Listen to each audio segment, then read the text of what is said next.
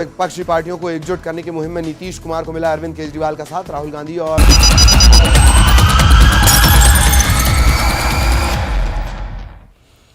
नमस्कार, स्वागत आप सभी का। आपके साथ मैं हूं पुनीत और आज क्रिमिनल्स में आपके सामने लाइव होगा देश का सुपर चोर बंटी। इस बार बंटी ने किस राज्य की पुलिस के उड़ा दिए होश। जो चकमा देने में माहिर है, खुद को सुपर खुफिया एजेंट बताता है। बंटी के गुनाह का बही खाता बस कुछ ही देर में। साथ ही दिखाएंगे मोक्ष और मर्डर की मिस्ट्री, जब कत्ल के राज को छुपाने के लिए नदी में बहाई गई अस्थियां। मछली विवाद में मर्डर की मिस्ट्री की तहकीकात भी करेंगे और जादूगर नटवर लाल से आपको अलर्ट भी। 377 के आरोपी की लाश की गुत्थी भी सुलझाएंगे, उसकी तहकीकात करेंगे। आखिर शूट आउट की पहेली क्या है? आप देख रहे हैं क्रिमिनल्स।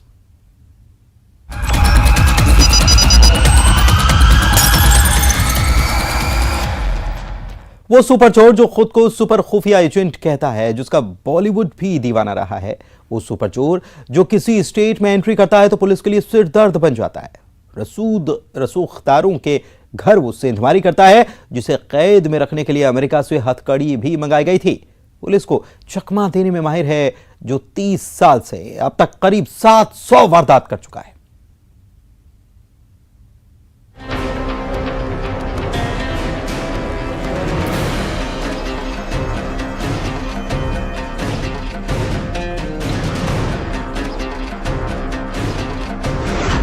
वो हथकड़ी खोलने में माहिर, वो वारदात करता तो बनती सुर्खियां।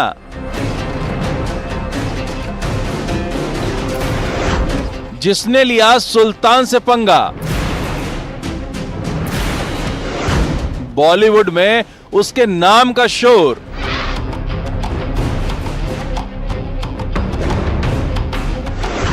लग्जरी लाइफ का वो शौकीन, फिर आ गया देश का सबसे बड़ा सुपर चोर।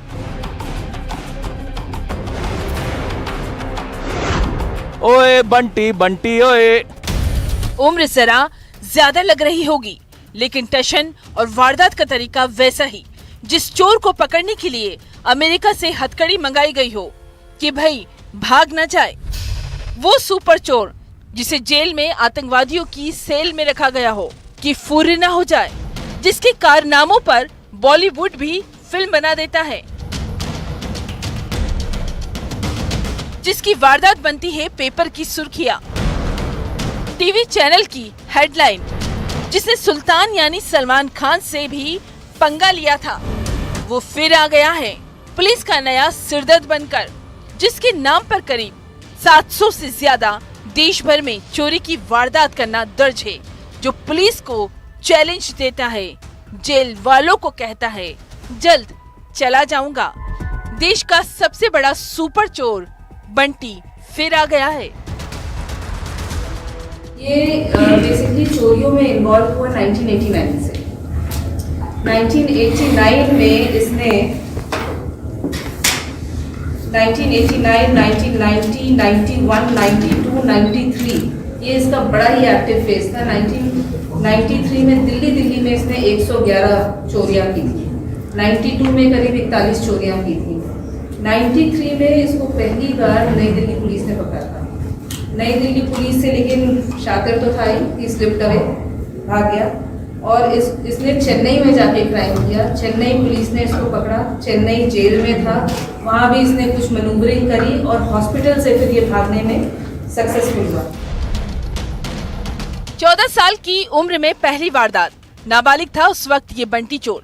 पुलिस को चकमा देकर फरार हो गया। फरार होने में कितना माहिर है, ये पुलिस की जुबानी आपको सुनाते हैं। कभी अस्पताल से भाग जाता है तो कभी नई नई कहानियां बनाता है। मुंबई पुलिस को चकमा देकर के भागा ये। और 2007 में इसको दोबारा साउथ डिस्ट्रिक्ट पुलिस ने पकड़ा। 2007 से लेकर के 2010 तक ये जेल में था। 2010 में जेल से निकलने के बाद, जैसा कि आप सभी लोग जानते हैं, बिग बॉस में गया, ये इससे इंस्पायर होकर के एक मूवी बनी और ये क्राइम में इन्वॉल्व रहा। दिल्ली में कई सारी इसने हाई एंड गाड़ियाँ चोरी की। कई 5 स्टार होटल से इसने एंटीक आर्टिफैक्ट्स और पेंटिंग्स, एक्सपेंसिव पेंटिंग्स, ये सब चोरी किया। जिसे लग्जरियस लाइफ का शौक है, खासकर महंगी गाड़ियां, रिस्ट वॉचेस, लग्जरी ज्वेलरी, महंगी एंटी चीजें और महंगे कुत्तों की चोरी का भी शौकीन रहा है। पुलिस के मुताबिक बंटी चोरी के बाद इस्तेमाल की गई चीजों को बेच देता था, लेकिन उसने कभी भी चोरी की गाड़ियों को नहीं बेचा। वो उसे इस्तेमाल करने के बाद कहीं छोड़ देता था। उसके बाद इसको मध्य प्रदेश में जाकर के पकड़ा गया। दिल्ली पुलिस ने ही पकड़ा था, मध्य प्रदेश में। और 2012 में ये फिर रिलीज हुआ जेल से, दोबारा से क्राइम में इन्वॉल्व हुआ। त्रिवेंद्रम में एक किसी बड़े बिजनेसमैन के घर में इसने चोरी करी। त्रिवेंद्रम पुलिस ने इसको पुणे में अरेस्ट करा और ये 2013 से लेकर के अभी तक त्रिवेंद्रम और कोयम्बटूर जेल में। अभी रिसेंटली अभी 2023 तक 3 मार्च को ये रिलीज हुआ है कोयम्बटूर जेल से। 2010 में बिग बॉस के सीजन 4 में भी बंटी ने एंट्री की थी, लेकिन होस्ट सलमान से पंगा लिया था, जिसे रियलिटी शो बिग बॉस से निकाल दिया गया था, जिस पर ओए लक्की लक्की ओए फिल्म भी बनी है। सोचिए जरा, जेल से भी मार्च के महीने में छूटा है और दिल्ली में वारदात कर डाली। लाइव तस्वीरें देख रहे हैं आप। इंटरेस्टिंग केस है। इनफैक्ट केस तो नॉर्मल बर्गलरी का था और बर्गलरी के केस को वर्कआउट करने के प्रोसेस में हमने एक बहुत ही सुप्रसिद्ध जो चोर है, बर्गलर है, जिसको सुपर चोर के नाम से भी जाना जाता है, देवेंद्र सिंह एलियास बंटी चोर को अरेस्ट किया है सीआर पार्क पुलिस स्टेशन में। यहाँ भी दूसरे सामानों के साथ कार की चोरी की, जिस कार और चोरी की मोबाइल लोकेशन से इसका सुराग मिला यूपी के कानपुर में। जब पुलिस के हत्थे चढ़ा तो इस सुपर चोर ने खुद को पुलिस वाला बताया। सुनिए। फाइनली गाड़ी कानपुर देहात में अकबरपुर नाम का एक टोल है, वहाँ पे काफी ट्रैफिक जाम लगा हुआ था। टोल होने की वजह से ये गाड़ी बलिनो वहाँ रुकती है। हमारी टीम ने सराउंड किया। जब टीम ने सराउंड किया, क्वेश्चन किया, तो इसने बिना शीशा खोले इसने एक पुलिस का कार्ड दिखाया। उस पे आगे लाल रंग से पुलिस लिखा हुआ है, पीछे इसकी तस्वीर बनी हुई है। आखिर सुपर चोर के और कितने राज। दिल्ली से शंकर आनंद के साथ bureau report, news 18, Madhya Pradesh, Chhattisgarh. क्या कभी आपने सुना है जिसका कत्ल हुआ हो वो अपने कत्ल की गवाही खुद दे दे? लेकिन हम जिस मर्डर मिस्ट्री की कहानी आपको दिखाने जा रहे हैं वहां कुछ ऐसा ही हुआ। दरअसल एक शख्स का कत्ल हुआ और कातिलों ने उसकी लाश का अंतिम संस्कार कर नदी में राख बहाई, लेकिन पुलिस को खबर लग गई और खुला रिश्तों के कत्ल का राज। देखिए।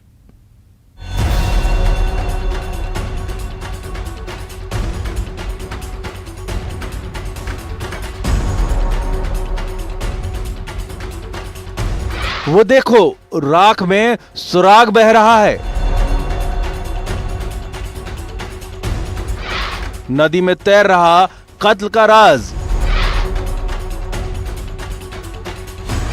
5 साल की बच्ची की वो गवाही।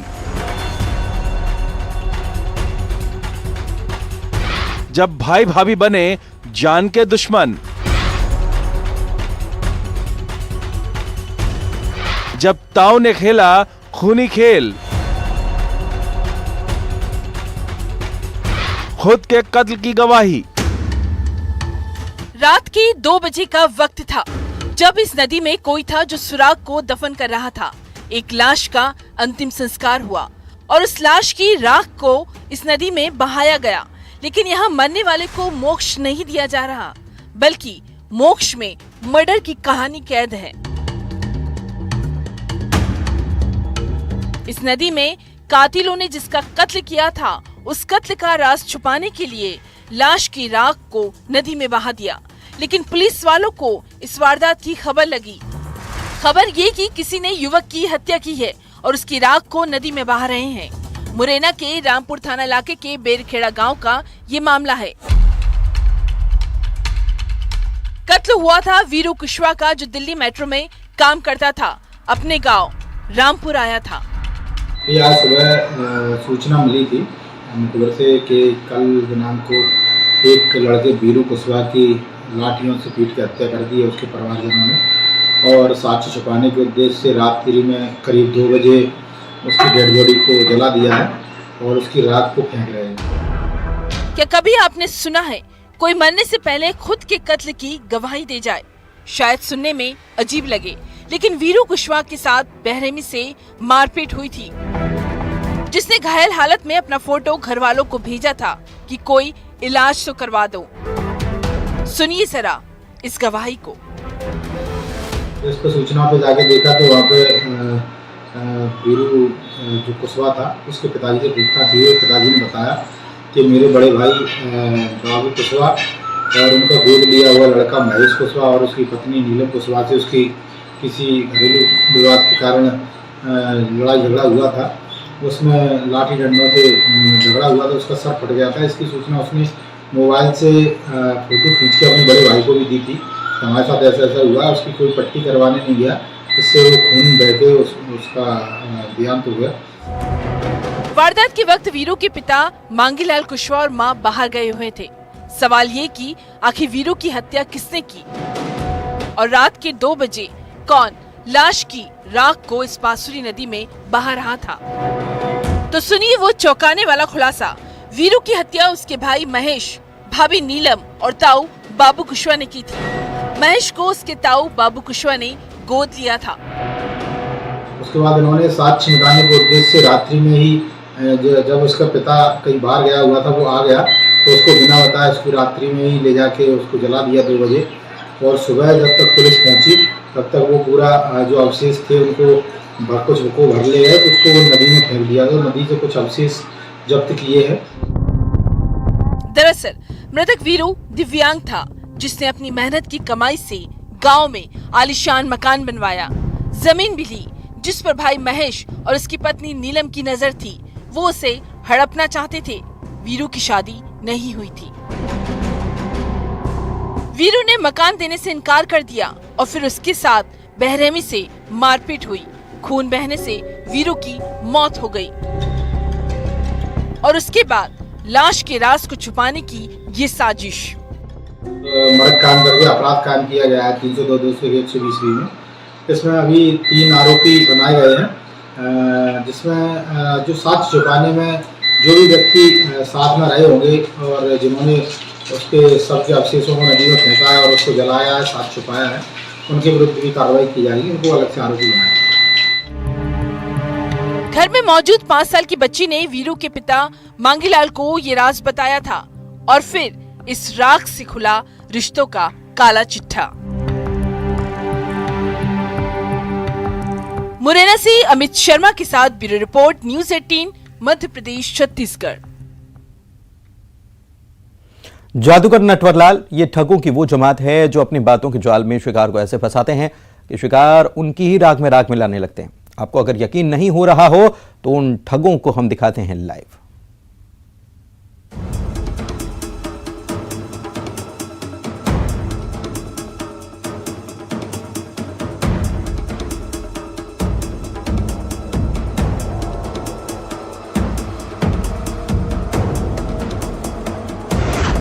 कहीं 10 दिन 300 महिलाएं शिकार। प्रोसेसिंग फीस के नाम पर लगाए चूना। कोई नजर आए, कोई कॉल पर फंसाए। लोन वाले लुटेरों से सावधान। जादूगर नटवरलाल। कोई सामने है तो कोई बातों के जादू में कॉल पर ही फंसा रहा है। ये वो लोन वाले लुटेरे हैं जिन्हें जादूगर नटवरलाल भी कहा जा सकता है। कहीं आप भी तो ऐसे कॉल और ऐसे विज्ञापन से ऐसे गिरोह के झांसे में तो नहीं आए। सबसे पहली कहानी उन लोन वाले लुटेरों की जिसने महिलाओं के ग्रुप को टारगेट किया। कैसे, ये सुनिए। तो ये बोले 1 लाख दे रही है हमारी कंपनी, तो पहले 2000 रुपये जमा करना पड़ेगा बोले।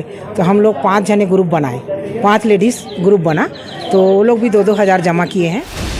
दुर्ग की स्मृति नगर चौकी पुलिस इस मामले की जांच कर रही है। तो लोन की ये कहानी आपको दिखाते हैं। दरअसल पेपर में ऐड दिया जाता है और बस आसानी से लोन मिलने की बात कही जाती है और प्रोसेसिंग फीस के नाम पर चूना लगाया जाता है। महज 2 महीने में करीब 300 महिलाओं से 8 लाख की ठगी कर ली गई। पुलिस की माने तो आरोपी इंदौर और धार भागने की फिराक में थे, लेकिन पुलिस ने इन्हें धर-दबोच लिया। दुर्ग जिले में स्पीति नगर चौकी क्षेत्र में फिन ऑर्बिट नाम से एक फर्जी कंपनी बनाकर महिलाओं से 2,000 रुपये से 6,000 रुपये रजिस्ट्रेशन फी लिया जा रहा था लोन दिलाने के नाम पे 24 महीने और 36 महीने के टर्म लोन पर।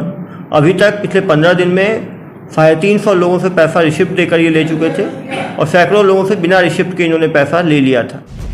सोचिए जरा, ये नटवरलाल कैसे महिलाओं को झांसे में लेते हैं। इससे पहले भी दुर्ग में मोतीमाला के नाम पर मालामाल होने की कहानी सामने आई थी। टारगेट पर महिलाएं थी, जब काली मोती माला बनाने पर महिलाओं से रुपए ऐंठे गए थे। 8 लाख से ऊपर की ठगी हम बताई जा रही है। दुर्ग पुलिस को शिकायत आते ही दुर्ग पुलिस ने घेराबंदी करके इनको पकड़ा। ये एक इंदौर भागने के फिराक में थे। इनके बैंक अकाउंट में 2.5 लाख रुपए है, वो जब्त किया गया है। जो इनके प्रॉपर्टीज थी उसको जब्त किया गया है। अब दुर्ग के बाद छत्तीसगढ़ के रायपुर शहर की ये तस्वीर। यहाँ तो दिल्ली से पकड़े गए हैं आरोपी 420 का जो खेल खेल रहे थे। यहाँ भी लोन के नाम पर ही ठगी की गई। थोड़ी थोड़ी रकम जमा कराते हुए उल्टा विक्टिम से ही 15 लाख रुपए इन्होंने ले लिए और 15 लाख रुपए की धोखाधड़ी की और बीच में इनको कि आपकी ये प्रोसेसिंग फीस है, वो प्रोसेसिंग फीस है करके उनसे पैसे लेते गए और बीच में झांसा देने के लिए उन्हें डिमांड ड्राफ्ट भी भेजा 25 लाख का, फिर एक दिन 42 लाख का कि आपका लोन 15 की जगह हम 42 लाख तक का भी स्वीकृत कर देंगे। उसका डिमांड ड्राफ्ट बना करके भेजा, जिससे वो ठगी में आते आते लगभग पिछले 1 साल में उसने 15 लाख रुपए की रकम अपराधियों के पास जमा करा दी। वारदात का तरीका भी पुलिस की जुबानी आपको सुनाते हैं। जब फरियादी को लोन तो नहीं मिला, उल्टे 15 लाख का चूना लग गया। इस गिरोह के एक आरोपी के खिलाफ हरियाणा में भी मामला दर्ज है। गिरोह का खुलासा हुआ जिसमें 4 लोगों की गिरफ्तारी दिल्ली से की गई है। इसमें नीरज सिंह, विकास कुमार, अंशुल और बंटी कश्यप, कुल 4 लोगों को गिरफ्तार किया गया। इनमें से कुछ लोग हैं जिनके विरुद्ध हरियाणा में भी FIR दर्ज होने की जानकारी मिली। 2 शहर में ये वारदात आपको खबरदार कर रही है। ऐसे लुटेरों से होशियार रहिए। दुर्ग से मिथिलेश ठाकुर और रायपुर से युगल तिवारी के साथ bureau report, news 18 Madhya Pradesh Chhattisgarh. 377 का आरोपी जो जेल से जमानत पर बाहर आता है और 1 महीने बाद उसकी लाश मिलती है। गोली लगने से उसकी मौत हुई, जो रात को घर से 9 बजे निकला लेकिन फिर उसकी लाश मिली।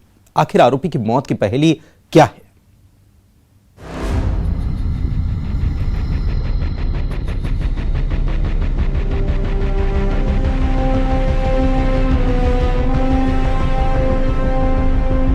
शूट आउट की वो मिस्ट्री जिसकी पुलिस टीम जांच कर रही है, गोली की वो गुत्थी जिसकी पड़ताल जारी है। एक शख्स की लाश मिलती है जिसके पास कट्टा और कारतूस पड़ा था। भिंड के लाहार में घर से 100 मीटर की दूरी पर जिस शख्स की लाश मिली थी वो 1 महीने पहले जेल से बाहर आया है। नाम सोनू राजावत। आखिर लाश की ये मिस्ट्री क्या है?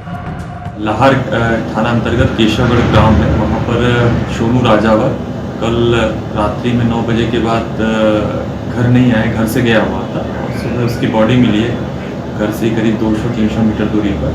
इस पर मर्ग पंजीबद्ध करके और इसमें जांच की जा रही है। दरअसल सोनू पर 377 का मामला दर्ज था, जिस केस में वो जेल में बंद था। तहकीकात में ये बात सामने आई है कि 1 महीने पहले ही सोनू जेल से बाहर आया, जो पिछले 1 महीने से डिप्रेशन में था।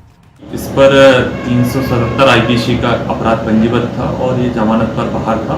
और अभी ऐसी जानकारी मिली है कि वो पहले आने के बाद डिप्रेशन में था और इसकी जांच अभी चल रही है। आखिर ये क्राइम सीन कौन सा राज बयां कर रहा है?